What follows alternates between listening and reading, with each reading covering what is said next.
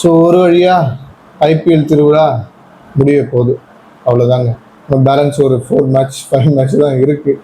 அதாவது நேற்று வரைக்குமே நம்மளால் அந்த 4th பிளேஸ் யாருன்னு ப்ரிடிக்ட் பண்ணவே முடியலல்ல. அதாவது இந்த பஞ்சாப் ஜெயிச்சு பஞ்சாப் நிற்குது 15 பாயிண்டில். ஸோ அவன் குவாலிஃபை ஆகுன்னு பார்த்தா மறுநாள் ராஜஸ்தான் ஜெயிச்சு அவன் குவாலிஃபையர் ஆகிறான்.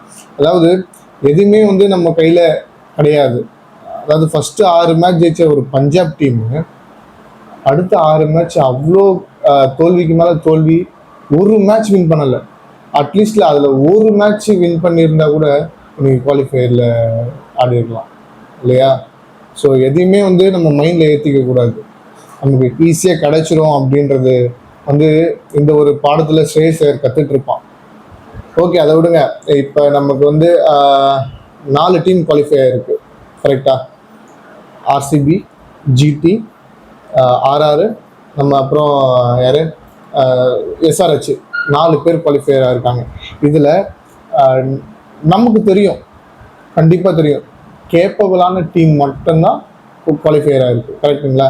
அதாவது நம்ம சொல்லிக்கலாம் சும்மா இன்ஜுரி நமக்கு பிளேயர்ஸ்க்கு இன்ஜுரி, அதனால எங்களால் சரியாக பெர்ஃபார்மன்ஸ் பண்ணல, யங்ஸ்டராக இருக்காங்க அப்படின்ட்டு. அதாவது ஒரு ஒரு ஆயுதம் இருக்குன்னா அதை கரெக்டாக பயன்படுத்த தெரியணும் அந்த ஒரு லீடருக்கு. அது அங்கே சிஎஸ்கே கிட்ட இல்லை. பட் அதே டீம் தான் எஸ்ஆர்ஹெச். அங்கே பெரிய அளவில் போலர்லாம் நேம் சொல்கிற அளவில் போலரே கிடையாது, பேட் கமின்ஸ் தவிர. பேட்டிங்லேயே அந்த டாப் 3 மட்டும்தான், அது தவிர வேறு யாருமே இல்லை பேர் சொல்கிற மாதிரி. பட் அந்த டீம் அவ்வளோ சூப்பராக எதுக்கு யூஸ் பண்ணுமோ அந்த மாதிரி யூஸ் பண்ணி டாப் 4ல் வந்திருக்கு. நம்ம காரணத்தை தேடிட்டு இருக்க முடியாதுல்ல. என்றைக்குமே இது தோத்ததுனால அதுக்கு ஒரு காரணத்தை கண்டுபிடிக்கிறாங்க. யங்ஸ்டரு இதனால தான் தோத்துச்சு, இல்லை சரியாக பர்ஃபார்ம் பண்ண முடியல, இன்ஜுரி, எனக்கு நிறைய பிளேயர்ஸ்க்கு இன்ஜுரி அப்படின்னு சொல்லி காரணத்தை தான் தேடிட்டு இருக்காங்க. ஆனால் அதை வழியை தேட ருத்ராஜுக்கு தெரியல, ஸ்டீஃபன் ஃபிளெமிங்கும் தெரியல. அதனால தான் நம்ம இந்த சீசன் ஃப்ளாப் பண்ணது. ஸோ விட்டுருங்க, அவ்வளோ இந்த சீசன் ஃப்ளாப் ஆகிடுச்சு. ஸோ இதை பற்றி நம்ம பேசி எந்த பிரச்சனமும் கிடையாது.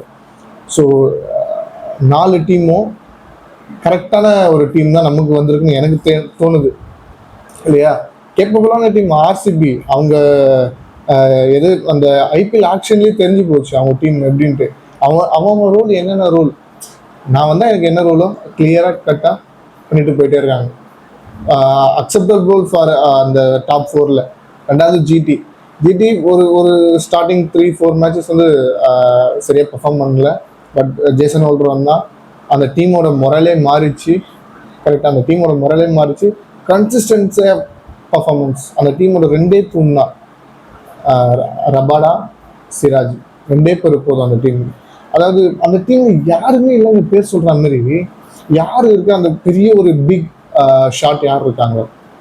யாரும் கிடையாது பேட்டிங்கில். Shubman Gill, Sai Sudharsan, Jos Buttler. இதை தவிர்த்து நம்பர் 8 வரைக்கும் யார் இருக்கா? அதாவது இவர் நேம் சொல்கிற மாதிரி யார் இருக்கா? யாரும் கிடையாது. ஆனால் அந்த டீமும் குவாலிஃபையராக இருக்குது. ஏன்னா குட் மேட்ச்சு, குட் பர்ஃபார்மன்ஸு, அந்த டீமோட கன்சிஸ்டன்சி, அந்த ஆயுதத்தை எப்படி யூஸ் பண்ணணும்னு தெரியும். என்னோட ஆயுதம் எனக்கு தெரியும், எதுக்கு யூஸ் பண்ணணும்னு தெரியும். கண்டதுக்கெல்லாம் யூஸ் பண்ணிட்டு இருக்க முடியாதுன்னு இது கிளியர் கட்டாக தெரிஞ்சிச்சு இந்த ஒரு ஐபிஎல் சீசனில் இல்லை. அடுத்தது யார்? ஆர்ஆர் சீரியஸாக சொல்கிறேன், இந்த டீமை டாப் 2ல் முடிக்க வேண்டிய டீம். அது அவ்வளோ கேப்பபிளான டீமு.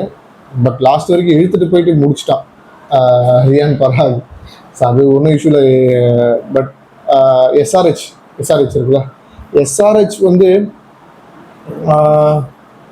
நல்ல டீம் தான் சொல்ல முடியாது. டாப் 3 டாப் 4 பேட்டிங்கை தவிர வேறு யாருமே இல்லை அங்கே. ஹிட்டர்னு சொல்கிற அளவுக்கு எல்லாம் அன்கேப்டு. பட் அந்த டீமும் குவாலிஃபை ஆகிருக்கு. இதெல்லாம் நமக்கு யோசிக்க தோன்ற ஒரு விஷயம். எல்லாமே சிஎஸ்கே கன்சிடர் பண்ணால், சிஎஸ்கேன்றது இல்லைங்க, அந்த கீழே டாப் டீம்.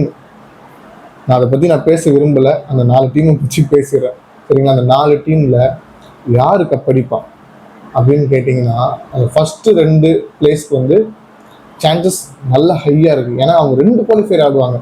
1 தோத்துட்டாலும் 2வது குவாலிஃபையர் சான்சஸ் இருக்குது, டேரெக்டாக ஃபைனல் போகுது. பட் 3rd and 4th ஆர்ஆரும் எஸ்ஆர்ஹெச் எலிமினேட் ஆகிறாங்க. ஸோ யார் தோத்தாலும் நாக் அவுட்டு. ஃபஸ்ட்டு தொடர்ந்து 3 மேட்ச் ஜெயிக்கணும். 3rd and 4th பிளேஸில் இருக்குது அந்த ஆர்ஆரும் எஸ்ஆர்ஹெச்சும். தொடர்ந்து 3 மேட்சஸ் தான் நமக்கு அவங்களுக்கு ட்ராஃபி. இதில் என்ன ஹைலைட்னா, எல்லாருமே வந்து ஈச் கப்பு அடிச்சு வச்சிருக்கானுங்க. ஆர்ஆர் ஒரு கப் அடிச்சு வச்சிருக்காங்க. இனாகரேஷன் சீசன்லேயே அவன் தான் ஃபர்ஸ்ட் கப்பு. ரெண்டாவது எஸ்ஆர்ஹெச் ஒரு கப் அடிச்சு வச்சிருக்கான். சாரி, ஆர்சிபி போன இயர் ஒரு கப் அடிச்சிருக்கான். ஜிடி அடிச்சு வச்சிருக்கான். ஸோ இது ஒரு காம்படிஷனான ஒரு கேம் தான் போக போகுது எனக்கு தெரிஞ்சு. ஆனால் என்னோட கணிப்புப்படி நல்லா பெர்ஃபார்மன்ஸ் பண்ணுற டீம் கண்டிப்பாக ட்ராஃபி வின் பண்ணும் இந்த சீசன். ஸோ உங்களோட கெஸ்ஸிங் வந்து யாருன்னு சொல்லி நீங்கள் கமெண்ட் பண்ணிவிடுங்க, யார் வின் பண்ணுவான்ட்டு. என்னோட கெஸ்ஸிங், என்னோட பர்சனல் ஒப்பீனியனில் எனக்கு வந்து ஆசை ப்ளஸ் போகணும். ஆசைன்றது வந்து செகண்டரி, பட் நடந்தால் நல்லாயிருக்கும் ஆர்ஆர் வின் பண்ணால். என்னோட சாய்ஸ் ஆர்ஆர். உங்களோட சாய்ஸ் கமெண்ட் பண்ணுறேன். மறக்காமல் கொஞ்சம் அந்த சப்ஸ்கிரைப் பட்டன் அழுத்திட்டு அந்த பெல் ஐக்கனை தொட்டு வச்சுங்க, நோட்டிஃபிகேஷன் உங்களுக்கு வரும். இதுக்கப்புறம் வந்து கிரிக்கெட் அனலைசஸ் பற்றி நான் ரெகுலராக உங்களுக்கு அப்டேட் கொடுத்துட்டு இருக்கிறதுக்காக அந்த சப்ஸ்கிரைப் பட்டன் மட்டும் ஒன்று பண்ணுறேன். ஓகேங்களா? தேங்க்யூ.